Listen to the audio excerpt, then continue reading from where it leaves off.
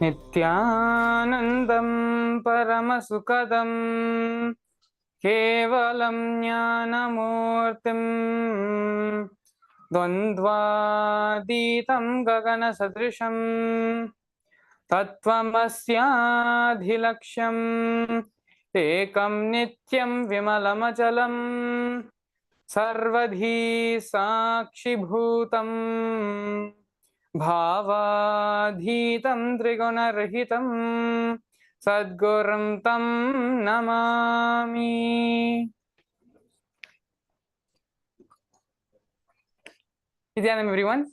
We welcome you all to this year's Pacchai Vratham, a global undertaking observed by the whole of Kailasa under the blessings and guidance of the Supreme Pontiff of Hinduism, Sri Nithyananda Paramashivam. The Pacchai Vratham is followed by Devi Parashakti Mariamman herself. This is a Vratham where we not only perform observing her, but she herself performs this Vratham. This Vratham has been going on for the past so many days and is going to go on to the 8th of April as a part of the cleansing of the entire cosmos, which Parashakti, she herself does and follows. She herself follows this Vratham for the purpose of raising the super consciousness of every individual and the humanity as a whole. The Supreme Pontiff of Hinduism, in an effort to reach and accomplish the 17 sustained goals of the United Nations through the revival of the authentic Hinduism in the form of Kailasa, the first Hindu nation. The Supreme Pontiff of Hinduism is teaching, sharing the importance, and reviving, initiating us all into the Pacchai Vratham to achieve this reality. The Pacchai Vratham has multiple benefits for those who are observing the Vratham. This Vratham helps one to prepare their system, their body, their bio memory and muscle memory to experience the science of Kaya Kalpa, to experience the science of immortality. Not only that, but those who are observing this Vratham, the grace of Ganapati, the grace of Paramashiva, and the grace of Parashakti is bestowed upon them. Not only that, but all the 463 powers of Paramashiva are bestowed upon the devotees, on those who are following the Pacchai Vratham. And so the Pacchai Vratham lasts for 28 days, starting on the end of the Tamil month of Masi, on the last Sunday of the Tamil month Masi, till the last Sunday of the Tamil month Fanguni. These 28 days, Devi Parashakti, she herself observes this fast, observes the Pacchai Vratham for the welfare of her devotees. And so the Supreme Pontiff of Hinduism has given a very beautiful description on how Mahamari, Devi Parashakti, represents the self-purification process of the entire Prakriti. The water element from the ocean, when it is purified by the fire element from the sun, it transforms into clouds and showers down on all of us as rain. This rain purifies the earth and the air space, making it the ultimate purifier. Mahamari, Parashakti, represents the self-purification of the entire Prakriti or nature. Fasting is the purification process for every individual. During the period of Vratham every year, Mahamari, Parashakti, Prakriti, she herself is observing the Pacchai Vratham, thereby not only purifying the entire Prakriti, but also offering all of us the opportunity to purify ourselves along with her. The Pacchai Vratham has a specific diet which is designed to spiritually heal your physical and psychological ailments, to help clear out all your toxins, blockages from your system, to strengthen your immune system to effectively fight off diseases, as well to relieve all our stress, anxiety, and mental tension. There are a number of benefits which will be bestowed upon the individuals following the Pacchai Vratham. The first and foremost being the purification of our body, of our sharira. Once the purification of our body happens, automatically the space is created for Paramashiva and Parashakti to manifest through us. Not only that, the spiritual healing for the entire world happens when this manifestation is done through our body, when our body starts manifesting Paramashiva and Parashakti. Not only that, we are preparing our system to receive the science of immortality, to receive the science of Kaya Kalpa. Moreover, the grace and blessings of the goddess is bestowed upon us to stay protected from all diseases. And so now, let us understand and listen to the Sthala Puranam, the Puranic history of Samayapuram of Devi Mariamman. Out of the thousands of Mariamman temples in and around India, Samayapuram is the first Sthala, the first place where Mariamman is worshipped. Samayapuram also happens to be a Shakti Pita, a place where one of the pieces of Devi Sati's body fell on the planet Earth. After the self-immolation of Devi, of Sati, Parandama, Lord Vishnu, with his Sudarshana Chakra, cut the body of Devi Sati into 54 different pieces, which fell on different parts of the planet.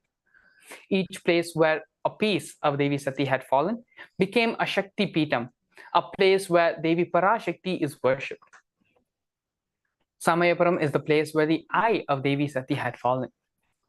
The temple of Samayapuram Mariamman itself was built by the Vijayanagara king. While the Vijayanagara king was traveling northwards to wage war on a certain region, on the way he stopped and stayed in Samayapuram. He had then declared that if he wins the war, he would build a beautiful temple for Devi Parashakti, for Devi Mariamman. With the grace and blessings of Devi Parashakti, the Vijayanagara king was victorious in the war which was being waged in the north, and in true commitment to his word, built the temple of Samayapuram Mariamman. Devi Parashakti is well known to take care of the practical, down-to-earth problems of her devotees. To protect her devotees from chickenpox and all other diseases, as well as to keep the peace as well in the region, Devi Parashakti goes around the village in the night personally, ensuring the ecosystem is maintained. People who have slept in the temple of Devi have heard sounds of Devi's anklets as she makes her rounds, marking her auspicious presence. This temple was also visited by King Dasharatha during his reign in Ayodhya and King Vikramaditya during his reign in Ujjain. The importance of mother worship in Sanatana Hindu Dharma is uncomparable to any other tradition. Cosmos not only reveres mother, but celebrates, worships the feminine consciousness, the feminine energy. Women who embody the feminine consciousness are not just revered in Sanatana Hindu Dharma, but they are respected, they are worshipped in the cosmos. The Veda Agamas, the Hindu tradition, does not just give equal rights to women. It's much more than that. They are revered, they are honored, and they are worshipped. In the Hindu tradition, everything which is worthy of worship, be it the gods, the rivers, everything is named in the feminine expressive way. Female names, feminine expressions are given for the Shaktis, the energies, and the rivers. The whole of nature itself is called as Bhuma Devi. The earth is called as Bhuma Devi in Hindu tradition. In Hindu tradition, the earth is not just a geography. It is much more, it is a biology. It is a living being and it is worshipped as female. All the rivers, Ganga, Yamuna, Saraswati, Narmada, Sindhu, Kaveri, other than the one river of Brahmaputra, all other rivers are given the feminine expressive names. Hindu tradition is the oldest tradition worshipping the divine in the form of woman, worshipping the female form of Devi. Hinduism has a separate sampradaya called the Shakta Sampradaya, which is worshipping the feminine energy, worshipping the highest source of the universe in the form of woman, worshipping God in the form of woman in Hindu tradition. It is not that just Hinduism gives equal rights to women. Hinduism reveres, honors, and above all worships women. Again and again and again in the Veda Agamas, it is repeated that wherever women are pleased, wherever women are worshipped, all gods reside there with bliss and with joy. In the Vedic tradition, this is called as Matra Rupena Samsthita. It is a beautiful shloka from the Chandi Parayanam, which extols the 300 verses of Devi Parashakti. The verse goes, Ya Devi Sarva Bhuteshu Matru Rupena Samsthitha. Namastasya, Namastasya, Namastasya, Namo Namaha. Oh, the translation of the verse. O Devi, who is residing in all beings, whatever exists in the form of ultimate creativity, who is residing. I bow down, I bow down, I bow down. I surrender. It is this amazing stotra which beautifully gives the context, depicts the principle of how mother worship is held in Sanatana Hindu Dharma. The essence of worship of the mother, the essence of mother worship, is nothing but mothering the cosmos inside of us. The supreme pontiff of Hinduism himself is basically fundamentally a Shakta, a mother worshipper.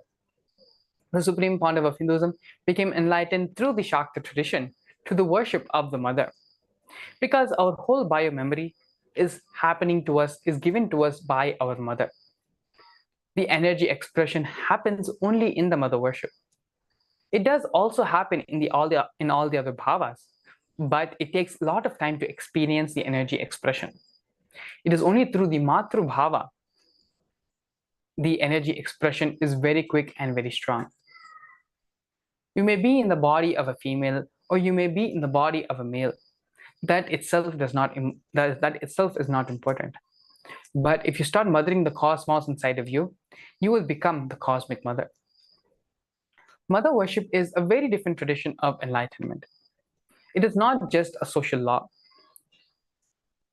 See, the masculine part is always social based, but the feminine part is completely enlightenment based. So, whatever religion you may belong to, explore the feminine worship part of that religion. First and foremost relationship which we all have in our life is our relationship with our mother. The ability to relate with people, with life, all of that starts with our mother. It is one of the first and fundamental contributions given by anyone to our life. It is given to us by our mother. Those who have lived around their mother till the age of 14 are extremely blessed. Because till 14, if you've had your mother living around you, then you don't need a separate lesson to learn how to connect with the divine. You already know how to connect with the divine through the mother. There are various attitudes, various bhavas, various techniques, methodologies to connect with the divine, to connect with the higher consciousness, but nothing like the Matru Bhava, the bhava of connecting with the ultimate through the mother. This is one of the unique contributions to the spiritual consciousness from the Vedic tradition. This truth, the science of worshipping the mother, having the sacred feminine worship as a part of the mainstream tradition. Because even if everything, whatever the Vedic tradition, becomes lost to society due to some natural calamity, be it a tsunami or an earthquake, for whatever reason, if the Vedic tradition, whatever Vedic tradition offered to society, if that is lost, if just the worship of women, the worship of mother, the sacred feminine tradition, if this alone is retained, then the whole thing can be revived, because this is the seed. All traditions which missed the sacred feminine, whether worshipping the sacred feminine or the techniques to awaken the sacred feminine, all these traditions lost their life within just 100 years. One of the greatest things that happened in the Ramakrishna mission is that Sharada Devi was included in the main worship altar. And within 100 years, the Ramakrishna Mission organization was created and it expanded. It is now a global entity. They found out that the important component which they were missing, the worship of the feminine consciousness, and they added that, saved themselves. Same way, in the tradition of Ramana Maharshi, the place was given for Ramana Maharshi's mother. So unless the place, the representation for the sacred feminine energy is given, techniques to awaken the sacred feminine energy, neither that nor can enlightenment happen, or can it be transmitted to the next generation. And so mother worship is a vital part of the Vedic tradition, vital part of the enlightenment energy to manifest. And after now going through and listening to the various powerful cognitions which the Supreme Pontiff of Hinduism has shared about the importance of mother worship and achieving the ultimate experience of enlightenment through mother, it is now time to enter into the powerful completion process as a part of the Pacchai Pattini Vratham to experience oneness with the mother, with the divine mother. And so now with this, we're going to be entering into the completion process. This completion process is a part of the Pacchai Pattini Vratham to help all of us experience oneness with the Divine Mother, with the Guru. The Supreme Pontiff of Hinduism shares that multiple times, whatever incompletion which we are having with the father or the father figures in our life, whatever incompletion we have with our mother or the mother figures in our life, it is the same incompletion which we are going to project on the Guru.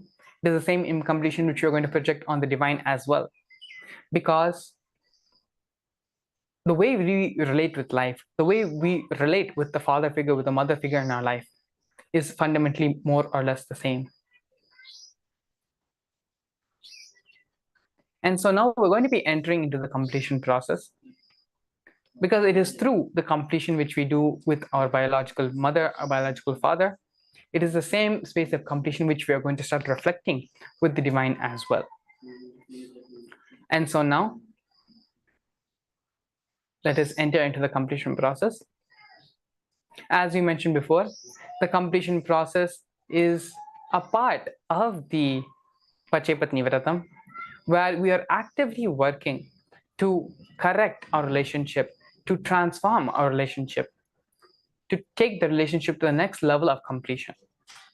And so every day doing the completion process with our mother takes us into a deeper and deeper and deeper level of completion with ourselves and completion with the Divine Mother.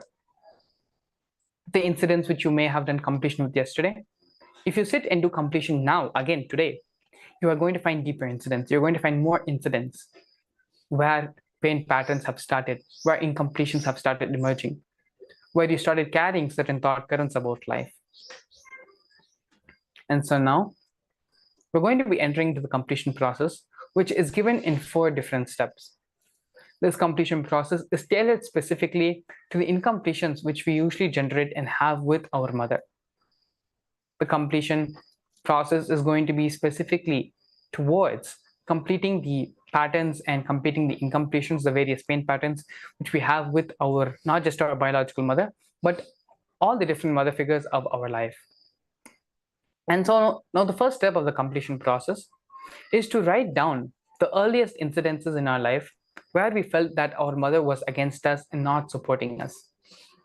Through this completion process, try to be as detailed as possible. When you're writing down, when you're penning down these various incidences, be as detailed as possible. As Swamiji beautifully says, God exists in the details. So what are all parts of these details? It consists of who was there, what transpired, what the situation was like, what the environment, the ecosystem was like, wherever this incident happened, whether it was indoors, outdoors, what the weather condition was, what time of day it was. There's so many things. When you start penning down, when you start actualizing and writing down every single part of the incident, when you start being as detailed as possible as to exactly what happened, when you start narrating it, it is going to help in the next step of the completion process, where you start emerging, where you start doing the reliving, which we'll be getting into after this step. And so now, as you start preparing yourself to the completion process, as you write down these various things about the incident which happened, also pen down and try to identify what cognitions, what conclusions about your mother did you arrive to, did you develop because of this incident. And so now let us take this time to prepare the space in our house, in our environment, for the completion to happen with our mother. Please take a couple of minutes to go ahead, go around your house. If you need to switch off a couple of things, switch them off. If you need to open up a couple of doors, open up a couple of windows, close them, maybe perhaps switch on some lights, whatever brings back your time, what will help you be completely integrated to the completion process. This could even include maybe a cup of coffee or something which you may need for the completion. Whatever is required, whatever is needed for you to do the completion process. Take the time now to get all those things ready. Also get a pen and a pencil for doing the completion process, because there's a certain level, certain impact which the completion has when you sit and write it down physically with your hand, with your paper and pen, rather than typing it out and digitizing your completion process. And so if you need to put some of your devices into do not disturb mode, that is also perfectly all right. Take the time to do so now, so that you are completely integrated to the completion process which is going to be happening right now. You give your full focus, full attention, and full integrity to doing the completion process. We give time and attention for many different aspects, many different parts of our life, but we do not give the same importance to our completion, to the growth of our consciousness, the way we give it for other things. We take care of our body, we take care of our family, we take care of so many other things in our life. Our spiritual growth, our spiritual consciousness is something also which needs to be taken care of as well. And so now, let us take this time and enter into the completion process. The process itself is only a half-an-hour process. So give yourself this half an hour to sit and do the completion process. The instructions are also being projected on the screen right now. The Mahavakya music is going to be played in the background very subtly to help keep you in the space of completion, to help center you if your mind tries to divert the attention. Yes, let us now enter into the completion process.